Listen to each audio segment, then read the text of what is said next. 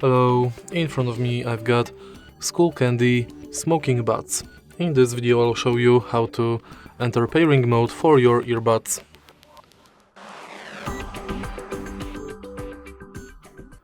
In the beginning, let's enter Bluetooth settings on your smartphone, and now take the earbuds out of the charging case.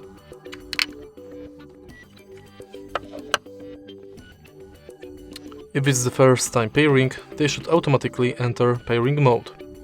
If it's not, press and hold on touch panel for at least 5 seconds on each earbud. When your earbuds are blinking like this, with blue and red LED light, it means that they are in pairing mode. If you find this video helpful, please leave like, comment and subscribe.